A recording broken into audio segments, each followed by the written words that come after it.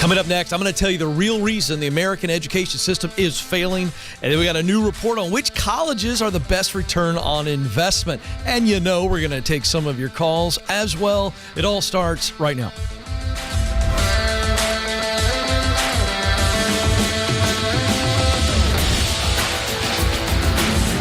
All right, folks, welcome to the Ken Coleman Show, where we help you win at work so you can win at life. These two things must be combined. You were created to fill a unique role. You were needed. You must do it. So let's dive into this. One of the reasons that we have so many Americans and honestly citizens of the world, this is not an American problem, but I'll focus on the American version of the problem, is that our system of education, primarily we're talking about your kindergarten through 12th grade, and again on the American level, but also I'm seeing this globally as well, is that our way of educating, the way we do it, is outdated. It's outdated. And it is creating a way of learning that is then turning into a way of living. Oh, I just dropped a bomb on some of you, and if you don't realize what I just said, you understand how heavy that is, what I just said. I believe unequivocally that the way we are learning is changing for the negative, the way we are living.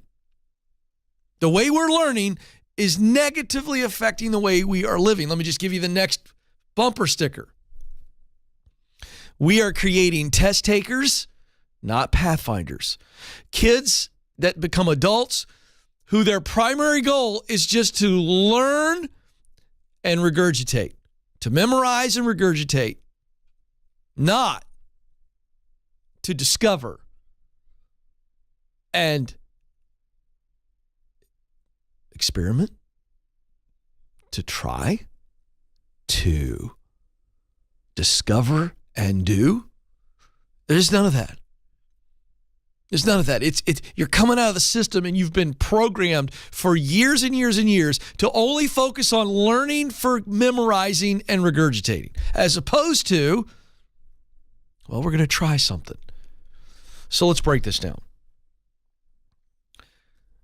There are two major problems that are creating a failing education system. Number one, the way we educate is outdated. Number two, our teachers are burned out.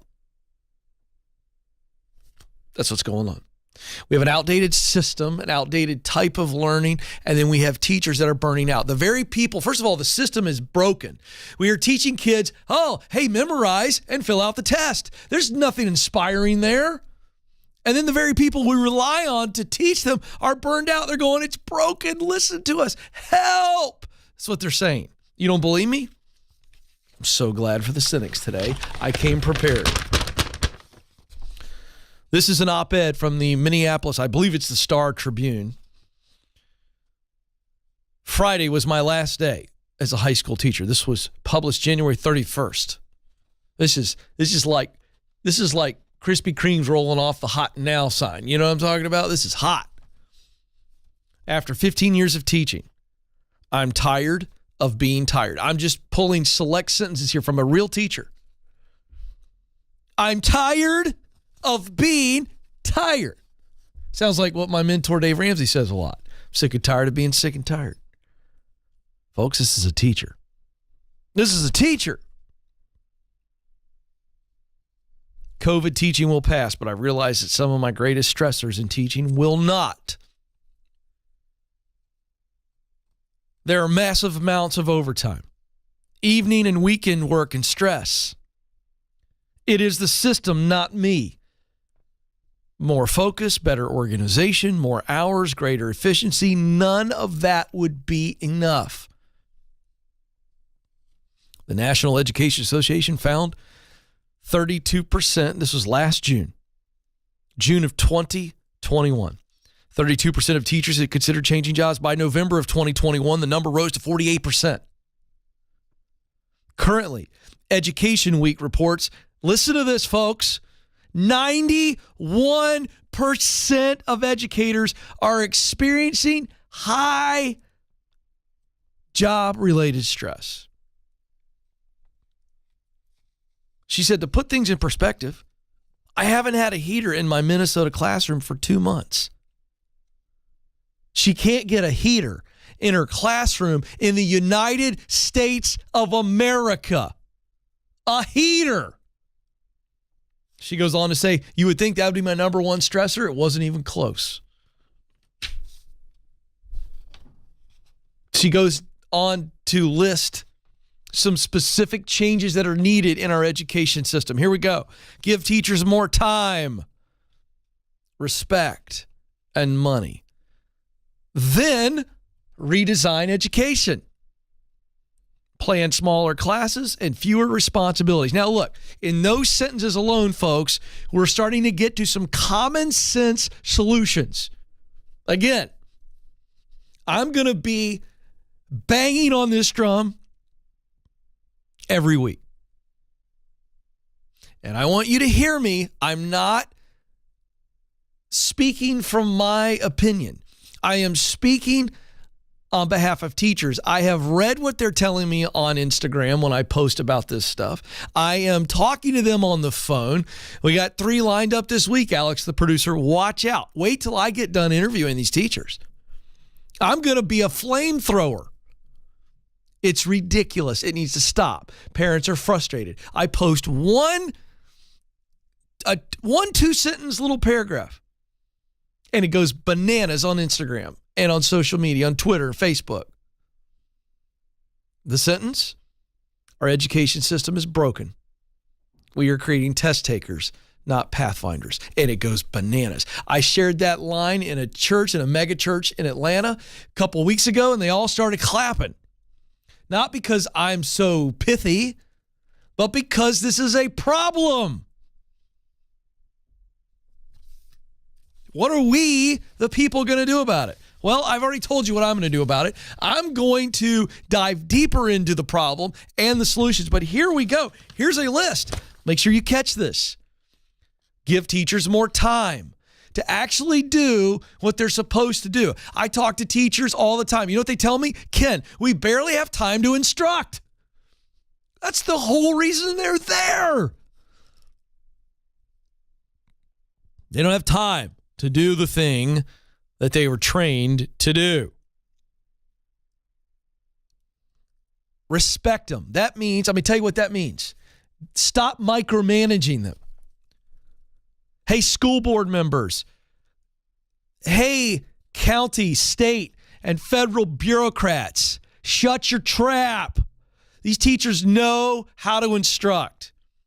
Give them smaller classes. Fewer responsibilities outside of teaching the kids. Let me tell you what's going on. You ready? You ready for this is my campaign slogan. I ain't running for anything, but let's just say that I'm running for head of the Education Association, by which I would shut it all down the first day. Oh boy, there I went and did it. Less testing, more thinking, more trying. Let me say it again. Less testing, more thinking, more trying. How about we teach a kid like young Ken Coleman Jr., who's terrible in math, the basic concepts of algebra, and then help me see how I'm going to apply it to critical thinking. Who cares how I do on the test? Well, there's a novel idea. It's called common sense. Don't move. Coming up, we're going to go into the news. How are colleges returning on your investment? That's next.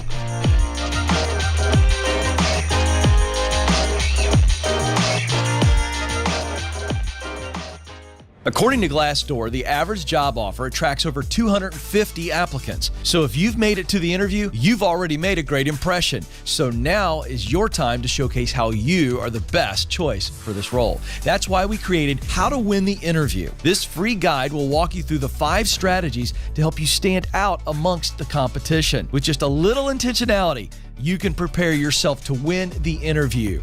To get it, go to kencoleman.com/interview.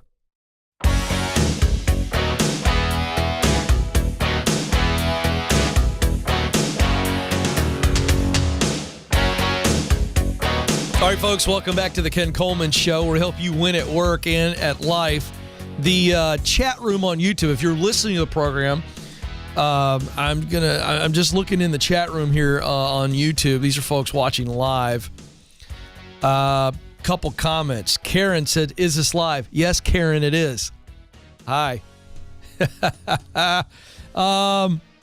This is what I wanted to focus on very briefly. Then we'll get to our latest news story here. Ralph Mendoza says, my kids have had a lot of turnover in their respective schools because teachers are leaving. I'm hearing this every day. This is just, and by the way, I'm pro-teacher on this. But it's horrible for these kids. Can't even get subs in. Avataz says, so sad. What is happening to American education? Justin Eller says, I wish education wasn't about the almighty test. It needs to be about the students and bringing forth their best potential. Slow clap for Justin. Justin wins the day. You're right. Karen said, Ken is so wise. I'm going to screenshot that and show that to my kids tonight, my 3 teenagers. Just kidding. Dorina says, when all of our teachers know higher math and science and can program in at least one computer language, we can redesign education. How do you sympathize with someone who has 3 months off every year? Wow. Dorina, bringing the heat. I think you missed the point, Dorina, but I appreciate you watching the show.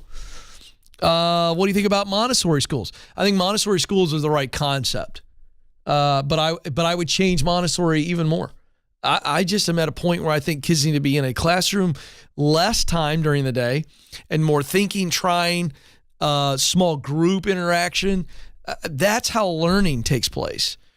I just think you're sticking kids in a classroom for hours and hours at a time. It's just not the way the human condition was designed. So that's what I think. But more and more, folks, I'm studying.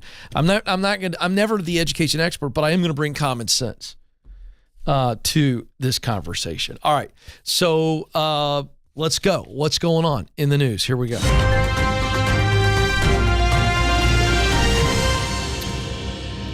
All right. First headline, Yahoo News, student loans. New report shows which colleges offer the best return on investment.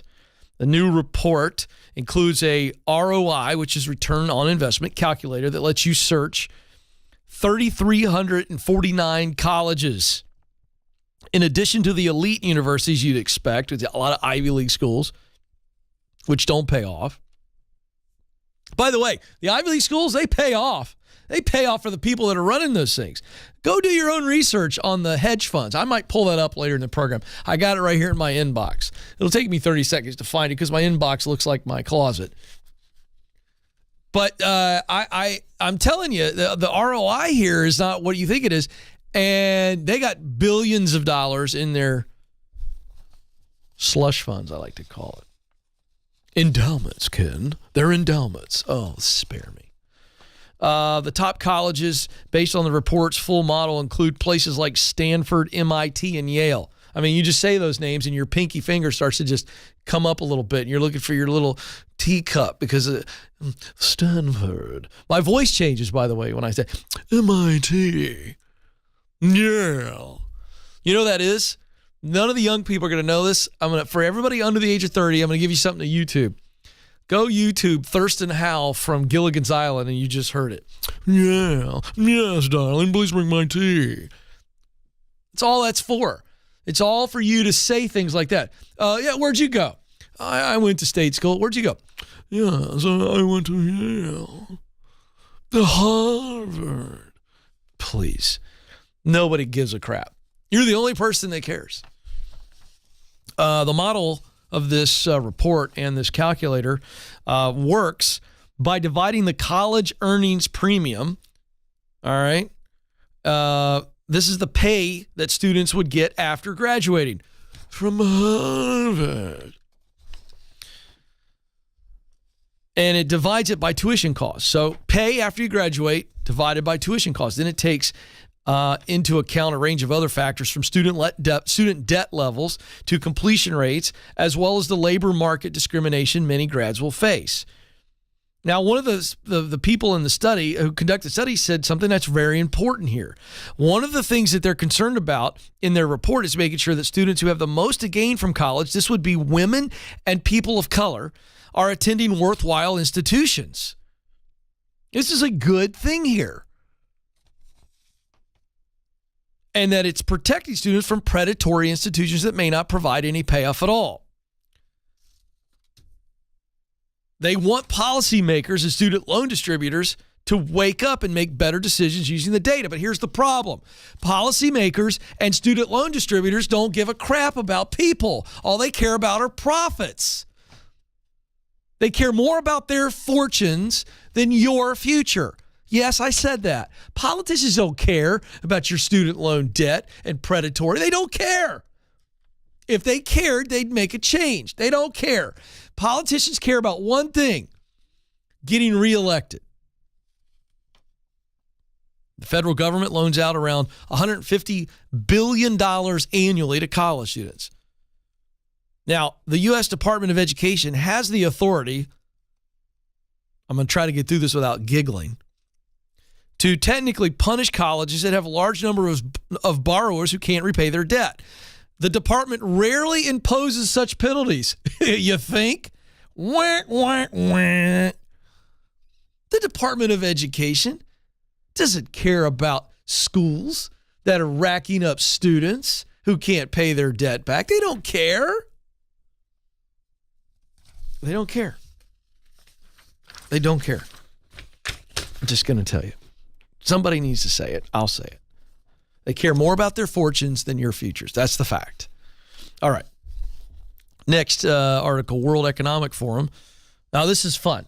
We had some bad news. Now we got some good news as we talk about alternatives and the way the world is shifting. Democratize education. This is a new alternate reality course to help entrepreneurs succeed. So Wharton Interactive is the organization behind this particular product. It's called Blue Sky Ventures. It is a 60-minute, on-demand, alternate reality course that leads players through a series of decisions and interactions designed to teach them strategies for entrepreneurial success. It's structured to move players methodically and logically through problem solving. Players will also learn about management and leadership along the way. So here's one of the examples. So there's this fictional character, Thomas Winthrop, who's hyperventilating. This is the opening scene of this game, if you will. He's hyperventilating into a brown paper bag, old school. He's panicking over a presentation that he has to give to the partners in his startup investment firm, which is, of course, called Blue Sky Ventures. He's got nothing. He's having a brain fart, and he needs help. And so the players are basically instructed they got to come in and help this guy. Now, obviously, none of this is real, but the panic-inducing pitch meeting is a real problem that real people face every day. And so this video call that he is preparing for, he's freaking out over, is the opening scene, as I mentioned. And so people have to jump in and help out. Now, this is a direct quote from Sarah Toms, who's the executive director of Wharton Interactive. She says, we want to get the learner into this idea of flow because that's when the brain starts to do that pattern recognition that we want them to take forward and apply in the real world. Did you catch that? They're teaching people how to think and interact with real world problems so that when they get to the real world, they can do something with it. That's not in our current system. And again, I'm speaking personally. My whole brain is dark, as Amanda pointed out last week. I don't know anything about science and math. I'm terrible at it. I don't think well that way. That's my part of my brain doesn't work. Why would you teach a kid like me algebra? Why? Other than to maybe go, all right, when we do this formula, this is going to help you in this way. So there you go, folks. There are alternate ways to learn. We ought to be doing this in our schools. What are we waiting on? We know it's broken. What are we doing? Let's rise up. All right, don't go anywhere. We're coming right back with your calls.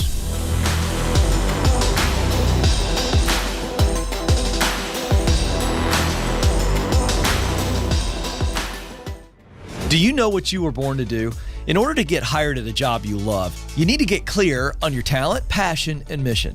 That's why our team created the Career Clarity Guide. In just a few minutes, this free tool will walk you through a process to discover what you do best, talent, the work you love to do, passion, and the results you want your work to produce. That's mission. Then you're going to feel way more confident throughout the job search process. To get started, go now to kencoleman.com/clarity.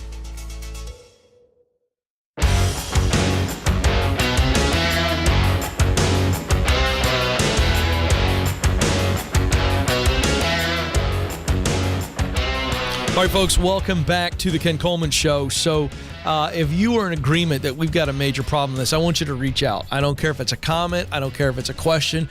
What do you want me to talk about more of? If you're a teacher and you've got some solutions, you want to keep your opinions confidential, we can do that. I want to hear from you. ask@kencoleman.com is the email address. ask@kencoleman.com. Let me hear from you. I want to help. I want to lend my voice to this. There's been a lot of buzz lately about Phil from ZipRecruiter. A lot of thank you Phils going around the internet. Here's what Elisa M. said. Phil, you're amazing. You give me the confidence that I need to look for and ultimately land an awesome job. Thank you. That Phil sounds like someone you want in your corner, especially for an easier job search. What job will Phil help you discover? Find out at ZipRecruiter.com. ZipRecruiter.com. By the way, this is a free service to you. It's free. I don't know why you wouldn't sign up for it. I endorse it wholly, and it's free to you. Go, go, go. 844-747-2577 is the number. Is that Aaron in Wilmington, North Carolina? Aaron, you're on the Ken Coleman Show. Oh, yes. Hello. Hi, Aaron. How can I help? I'm reaching out. I'm currently in a receptionist position at a real estate closing office. Okay. I sort of fell into real estate, and it sort of was what kind of came to me for lack of being able to choose another avenue. And I'm sort of trying to figure out how to move forward. I realize that I'm not as interested in sales. I've considered possibly going into mortgage underwriting, mortgage processing, but I kind of like working behind the scenes. Okay. So how confident are you in a job like that behind the scenes? Do you have ideas, specific ideas? Do you need ideas? How can I help you today? Because there's no question you want to move on. I mean, let's call it you're at entry level in the real estate world. So the question is, what are the rungs of the ladder that you'd like to be on or that you need to climb to get to where you want to go? That's what we have to figure out. So how clear, how confident are you about future ideas or specific roles? Right now, I've been looking at licensing, possibly getting an NMLS or something like that to build my skills. And I've been trying to sort of apply online to entry-level mortgage positions, but I think it may be best to possibly email people directly. It seems to yeah. Well, there's a question about that. Yeah, you're playing the job lottery if you're just emailing people. So what is it that you want to do? Well, I'm really passionate about things like literature and music, but I haven't really been sure about how to sort of monetize that or find a way to really make that into a career, so to speak. Okay. So I think we have two things going on here. Number one, you need to really get clear. I'm going to give you my Get Clear Career Assessment because I want you to take it. And I'm going to also give you a copy of my best-selling book that really goes with it. The Get Clear Career Assessment is like your compass. It allows you to see what professional mountaintops you really would be into. And then the book is like your guidebook up the mountain. So I'm going to give you both of those. So it's the Get Clear Career Assessment and then From Paycheck to Purpose. You need to do some work and really figure out what's out there in this space of music and literature. Now, in the meantime, so that's the big picture long term. Okay, you got to do some work on that. And I've got two resources that allow you to do it. But short term, you're stuck. And you feel stuck, but you're actually not stuck. And so it comes down to this. If you want to do back-end processes, you're already in the real estate field, then you need to go get qualified. And while you're getting qualified, you need to be getting connected. And there's an entire chapter in From Paycheck to Purpose on getting connected. And I want you to figure this out. Like, who are the people that I know that are in organizations that I want to work for? Do I know anybody directly? If I don't, do I know anybody indirectly? Meaning, do I know somebody from my acquaintances, past coworkers, current coworkers, whatever, who knows somebody over there who could say, hey, let me tell you about Aaron. Aaron submitted his resume online today, but I've got a physical copy, or I can email you a copy right now. I think this guy's worth an interview. Do you understand that very simple but very hustle-filled process? Definitely. Just sort of reaching out to, all different types of people, getting the word out. Yes, but personal connections, not emails, not LinkedIn. I mean, listen, I love LinkedIn. LinkedIn is great for information. It's bad for connection. If what I mean by this is if I go to LinkedIn and I see, okay, I know this person, I know that, then I want to go, okay, how do I actually get to them with their real cell phone or real email address? Do you understand what I'm saying? Definitely. And I just want to say, too, thank you for taking my call. I really enjoy your show and love watching. Thank you, sir. I appreciate you. You got this. Now, folks, let's just boil this down to everybody else. The number one skill set that most people overlook as it relates to moving from here, this is where I am, to here, this is where I want to be, is the skill of connecting. I remember when I was a kid, I don't know if they make these games for kids anymore, but one of my favorite games was called the match game. And it came in a little box, and you dump it out, and it's all these little square tiles. And so you'd have two of everything, 2 giraffes, 2 elephants, whatever it was. And I remember this like it was yesterday. I was a little guy. Some of you are going, you're still a little guy. Hey, that's a little much.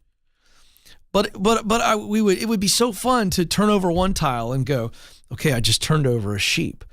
And so you'd look at all of them, you go, okay, let me turn this one over. It's not a sheep, it's a snake. But I remember, snake's there. Folks, we teach very specifically in the book, the proximity principle, and then in stage 3, get connected within the book from paycheck to purpose. I unpack, there's a way to do this, and it can be developed into a skill. At first, it's just a lot of apprehension and kind of this, I'm an introvert, Ken. I don't want to go out and knock on doors. Well, that's not what we're talking about. I don't like sending 50 cold emails. Well, great news. That's not how you do it either. But this developing a skill, like when we were little, going, okay, I remember that there was a sheep right here, and this was a snake. And so we begin to look back, and those tiles represent people that we know, whether it be close personal relationships or whether it be an acquaintance. But I remember one time coaching somebody in person who was really stuck on this. He's like, Ken, you don't understand. Like, I really don't know a whole lot of people. I go, okay, all right. I go, okay, let's try this. Do you have kids? And the guy goes, yeah, I got 3 kids. Oh, great. What do they do? What are their activities? He's like, well, 2 of my boys play soccer, and then my daughter's involved in dance. I go, oh, great. So give me an idea, like how many people would you say are showing up to watch practice? He's like, oh, there's probably 20 parents every practice. I go, okay, what would you say the games? He goes, oh, it's over 100 people sitting in the bleachers at the game. I go, what if you went to practice next week and instead of scrolling through your phone, because this is, by the way, drives me nuts. I'm going to take out 2 birds with 1 stone on this rant. You're at your kid's practice, and this is what I see. Get your head out of your freaking phone. That kid's going to be in college before you know it. Watch your kid practice. Talk to him about it. Get out of your phone. I promise you, every youth practice tonight in America. That's one issue. Second issue is, instead of scrolling on your phone, how about when you walk into the bleachers and you make eye contact with 5 or 6 parents? Hey, how you doing? Hey, I'm Ken. My kid is Chase out there. Who's your kid? Oh, okay, great. Yeah, great. Where do you guys live? Okay, great. Where do they go to school? Oh, that's great. Oh, so what do you do for a living? Now, watch what just happened. 3 questions all about them. People love to talk about themselves. It doesn't have to be awkward. Just ask questions about them. How long you been doing that? Oh, great. Where do you work? No kidding. Here's my point. It's the match game. Every time we have a conversation, we are turning over a tile. And you never know. It might not lead to anything, but it might just lead to something. I'm telling you, folks, connections are the keys that unlock the doors to opportunity. Start connecting. Don't go anywhere. Coming up, more of your calls next.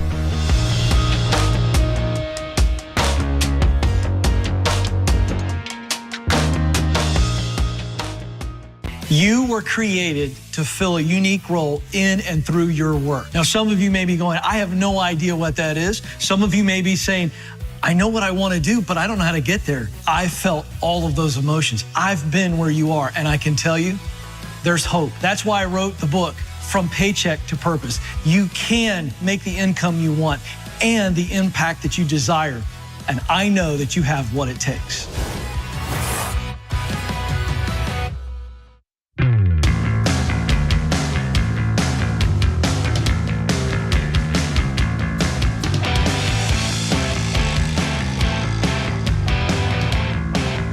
All right, folks, welcome back to the Ken Coleman Show. We're helping you win at work so you can win at life.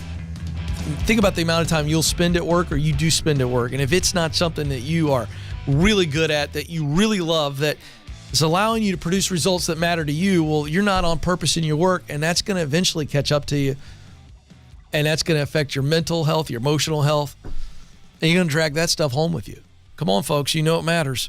844-747-2577. Very quick plug. We have a tremendous amount of free and then resources that you can buy at kencoleman.com. And if this discussion is new to you and you're new to the show, go kick the tires. We have a lot of resources that'll help you there. 844-747-2577. Coming up for our viewing audience, we have a bonus segment every show. And we are going to be in the chat room exclusively. We've got people over there right now that are firing out comments. So in the chat room, if you've got a question or you've got a comment you want me to weigh in on, let's go. I'll get to that in our last segment of the show. But now we go back to the phones. Jill is joining us in Minneapolis. Jill, you're on the Ken Coleman Show. Hi, thanks for having me. It's great to have you, Jill. What's going on? Yeah, so I'm a recent graduate from 2020. Didn't really know what I wanted to do at the end of graduation, plus COVID. Now that I've kind of jumped into a couple of careers, I think I would like to go into project management. Okay. But I'm not really sure how to even get there, being I'm younger and I don't know what I want to specialize in. That doesn't matter. If you know that you want to go into project management, figuring out the specialization, that will take care of itself by getting qualified, okay, to actually get project management jobs. And then as you get in and you begin to get experience and you begin to see the lay of the land, then you'll know, oh, I want to specialize over here. So I got great news for you. You don't have to worry about specialization within project management right now. In fact, being right out of college and young, my advice to you is to not specialize early on, but to get a lot of different training and disciplines within the project management space. Make sense? Yeah. Okay, so what are we worried about technically speaking now? What qualifications do you need? Have you done your research to look into this? Yeah, I learned that I should probably get my PMP, which I am motivated. I can definitely do that. But yeah, I just didn't really know where to even start, to start with project coordinator positions, or can I even start there? Okay. So that was my concern. Yeah, let's break that down. This is great. You're asking the right questions. First things first, getting a PMP is good. It's not necessary to get in. So if you're looking at time and money, which you should be, right, to get qualified, getting a PMP is not something that you need to get a job. Okay. Just getting basic course and getting basic training, which, by the way, I'm going to give you the information. Can we give it to her? Folks, you're so good. Thank you, Alex. Because what I was stumbling with, Jill, is I was going, wait a second. We have open enrollment right now in Ramsey Academy project management course. It's a fabulous course. It's $500 for everybody else. You get it for free today, Jill. Oh, wow. Thank you so much. You bet. I love giving away Dave's money. I have the spiritual gift of it. And but no, I'm teaching the course along with Brendan Wojko, who is our Chief Technology Officer. So Brendan leads all of our project managers, so he understands the hiring, the qualifications, the training. So let's get you started with that, okay? Okay. But in that course, I just recorded that course last week. And I remember looking at the very camera that I'm looking at now going, listen, PMP is great. It's not necessary to get in. So here's what I want you to do.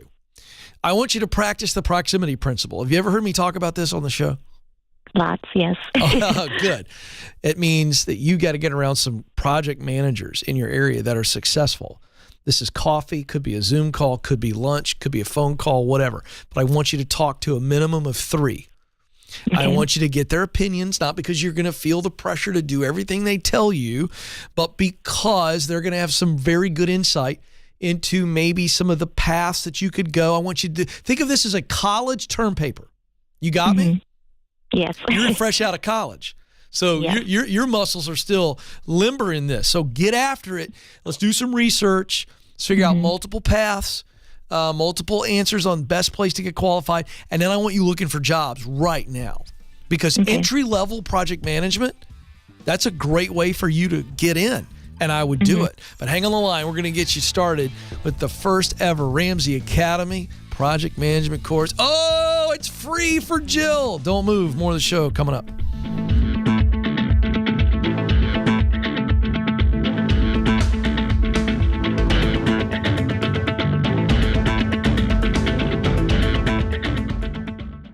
Are you wondering if you should leave your current job or stay put? Well, you're not alone.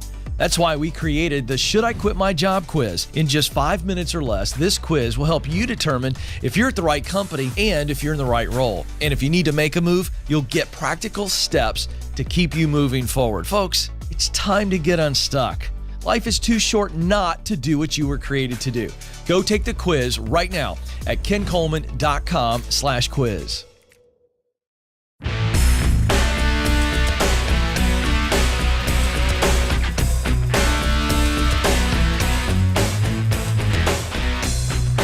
All right, folks, welcome back to the Ken Coleman Show, where we help you win at work and at life. Now, I just helped our last caller, Jill, by giving her free tuition to our project management course.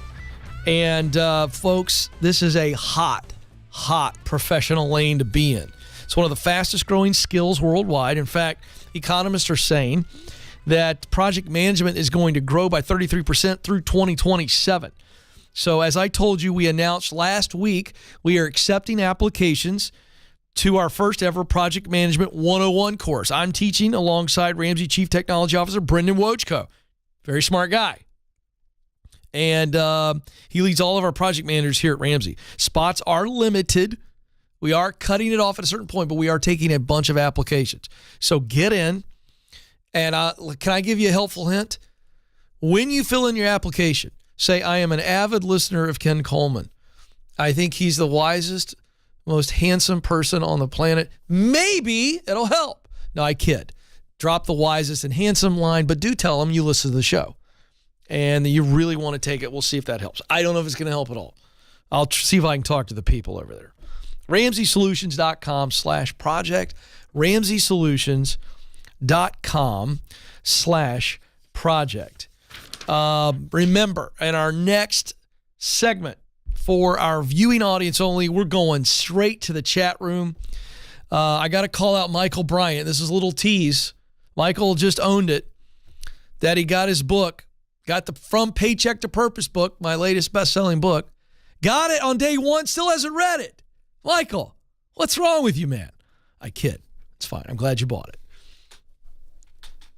I don't want it to turn into a coaster, though. Read it, man. It'll help you. No, I'm kidding, Michael. You're awesome. Love the honesty. So we'll get to your questions and comments in the chat room. If you're feeling a little saucy, a little salty today, and you want me to comment on your comment, fire away in the chat room. Doesn't mean I'm going to get to it, but we'll see. All right. Let's get to Evan in Elkhart, Indiana. By the way, Elkhart, one of my favorite towns to say. Joe has been with me a long time. There's certain... I love Walla Walla, Washington. I like Sheboygan, and I like Elkhart. It's fun to say for me. I don't know why. Evan, you're on the Ken Coleman Show. Hey, Ken. How you doing? I'm living the dream. What are you doing? Good. Well, just got off work. Figured I'd give the show a call. I got a little bit of career advice. Didn't know if you could help with. All right, let's try. What's up? Well, I just graduated from Liberty University about last May of 21, with my bachelor's in biblical and theological studies. Okay. No debt, married, working in an RV factory, just saving our money, my wife and I are. And I'm curious what your stance would be on me pursuing a master's in divinity degree for religious studies, of course. Okay.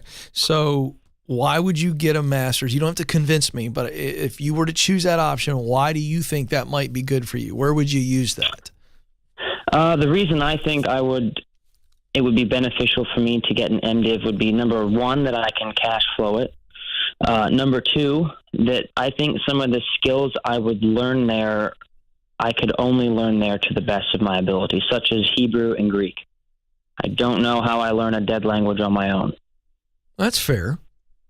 But what are we going to do with this? Well, I would hopefully like to take the skills I would learn there, like preaching, Bible teaching, church counseling, how to manage church finances, how to deal with some tough issues in Scripture, using the biblical languages to lead a church one day. So to be a senior pastor? Potentially. I'm open to whatever the Lord has in my life, whether that's good for you. Small-town pastor or it's a missionary in the Middle East. I don't care. Fantastic. In every scenario you gave me for the future, you do not need an MDiv to be able to do that. Okay. You do not need it. Understand the operating word, and what I'm saying is need. Right. You don't need an MDiv to be a missionary. You don't need an MDiv, Master Divinity. Sorry, I'm doing some church speak. I just realized. Yeah, thank you very much, everybody in the booth. Appreciate that. Ken, the Baptist Preacher's Kid, went into full church speak there. You don't need a master's degree in divinity to do any of those things. So I have a 2-part question that is the ultimate filter on should I get a degree of any level. You ready? Sure. Is it the only way to do what I want to do? I've established that it is not. Is it the best way? The second part question is it the best way to do what you want to do? And I'm going to tell you that it's neither. I've got to know, but that's your question to answer. But my answer is no to both. It's not the only way for you to be a pastor, a missionary, or a senior church leader, and it is not the best way. And here's why.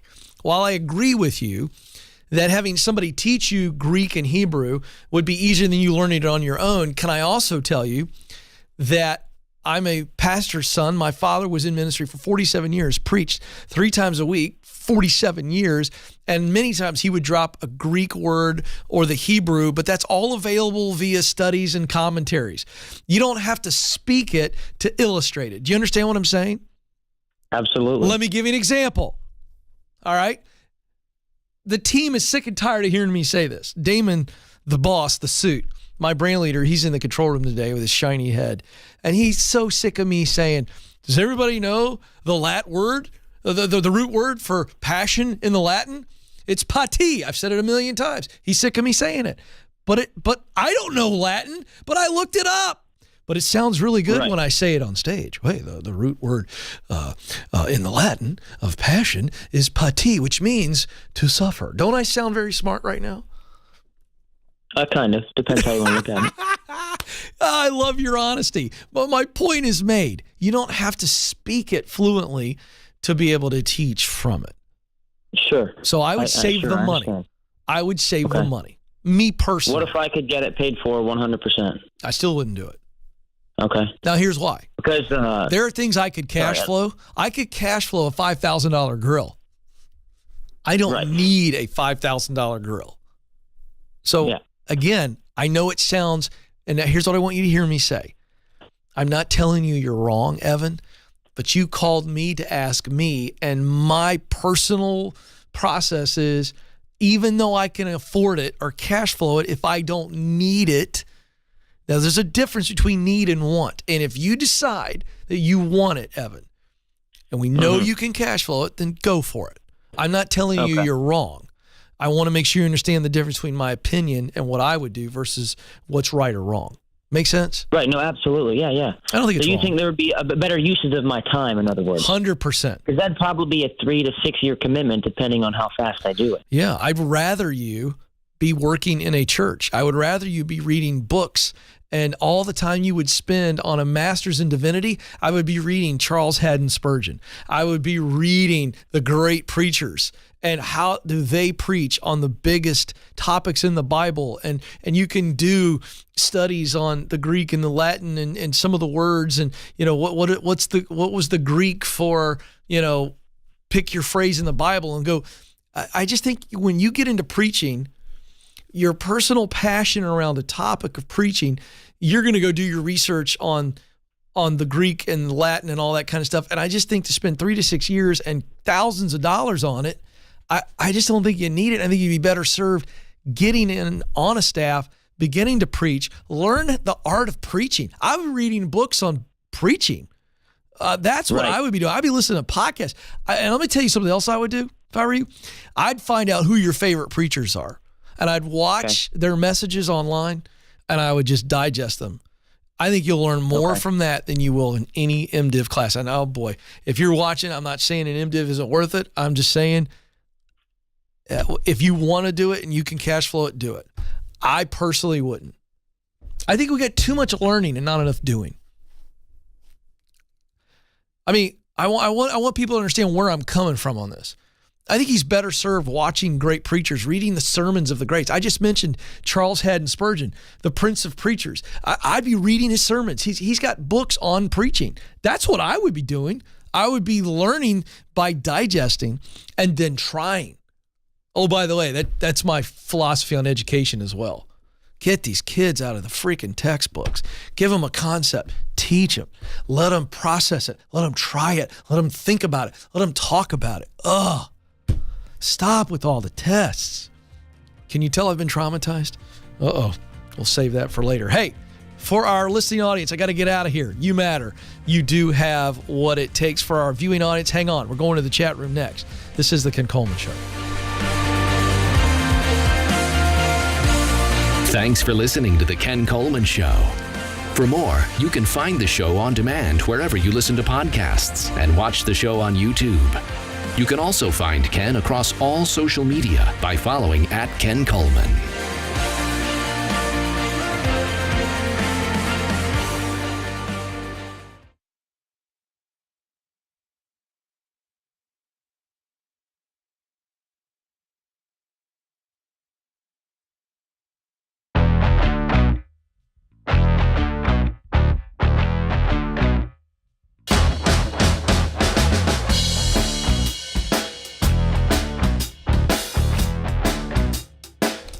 All right, folks, welcome back to our bonus segment here on the show for our viewers. We're in the chat room here, specifically the YouTube chat room. So if you've got a question, we're live right now. Fire it away if you got a comment.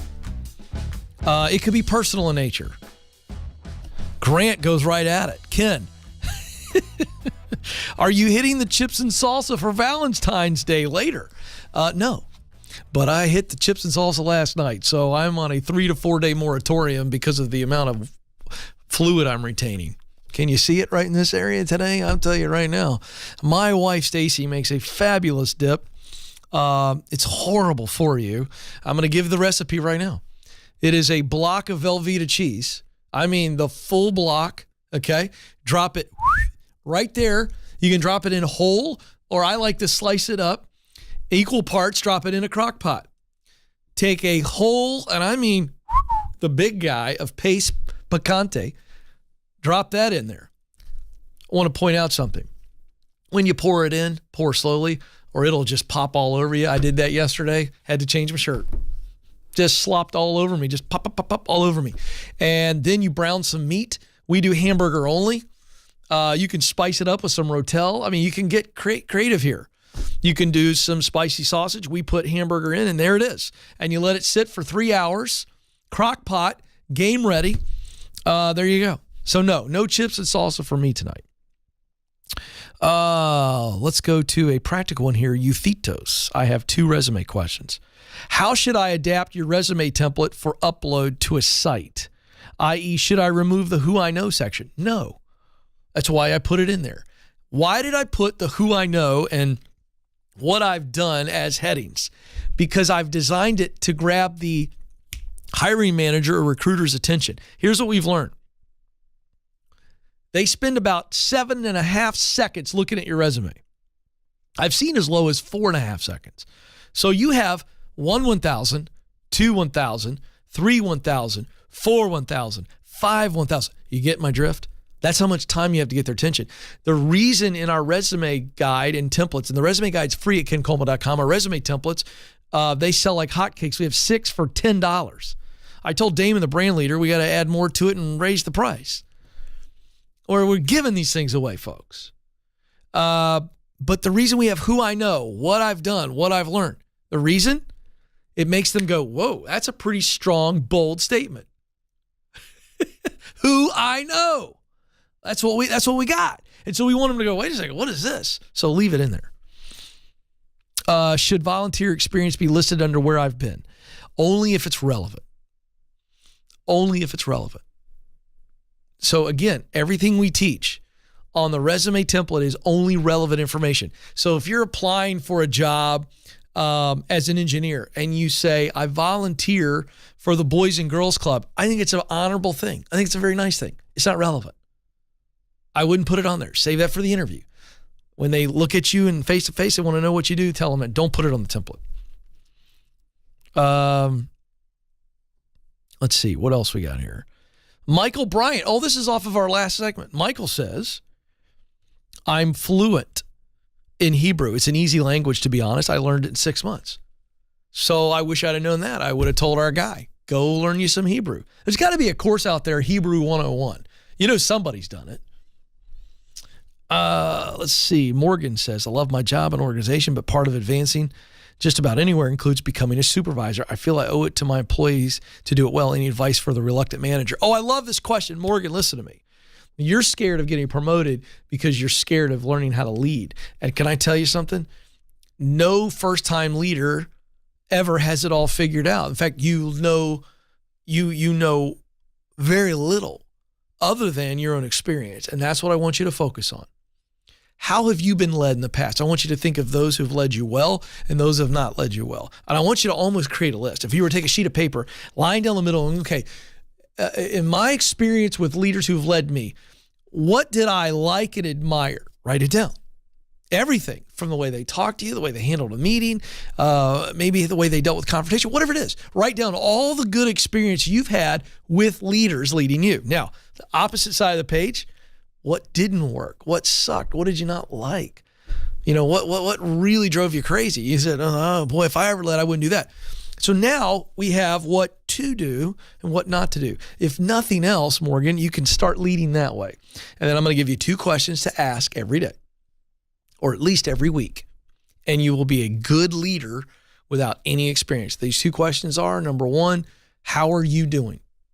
This is not a brisk question that you ask in the hallway as a greeting. How you doing? That's not what I'm talking about. It's one-on-one, eyeball to eyeball. How are you doing? Fill in the blanks. If you know that their mom is sick and struggling with something, hey, how's your mom doing? This is about personal connection. The second question is professional. Same conversation if need be. You look at them, you go, hey, how can I help you win? Is there some area where I can help you win? Now, let me explain something. The first question, people are going to be more readily willing with information and give you information. It's about their personal life. And boy, that's going to build trust. You're going to build trust through that question. Because at first, few leaders do this. So a person, you ask that to a person and they're going to look at you like you got horns growing out of your head. So you got to understand they don't give you anything right now, maybe because they're insecure. They're fearful based on other previous leaders that are horrible. And so they don't want to give you that information. Because then they feel like, oh, if I tell you where I need your help, you're going to hold that against me. That's okay. Keep building the trust with the personal questions. And as you build the trust with the personal connection and that develops, then they're going to be more open and honest with you, which is huge. Let's see. We got one more here. Let's see. Which one do we want here? Jai Johnston. There's another great name. The Jai Johnston Show. It's pretty good. Jai says, would you say boot camp learning is more effective than traditional college programs? Would graduating from a boot camp be good enough for employers seeking those with degrees? Well, we've got all kinds of contradictions in the question. So let me break the question down. I understand what you're asking. Would you say boot camp learning is more effective than traditional college programs? If you don't need a college degree, then yes, it's more effective. So for instance, developers. People don't care if developers have a college degree. They just don't care. What they want to know is, can you do Jira and I don't know, these other names that I never know what it is. That's what they care about. So in that case, the specific program training and skills that you develop is more relevant. So in that case, a boot camp, absolutely like Bethel Tech. Folks, Bethel Tech's a 9-month program, costs you less than $15,000. If you're a Ken Coleman Show listener, go to betheltech.net today, call them. But you don't need a degree for that. So in that case, a boot camp is more valuable. If they are requiring a degree, then you got to do that. You got to play by the rules. Is college the only way? Is it the best way? Those are the two questions. Deal with the answers. All right. Appreciate the question. Hey, thanks to everybody for watching live and jumping in on the chat room. Hey, before I get out of here, remember this. You matter. You do have what it takes. Press on.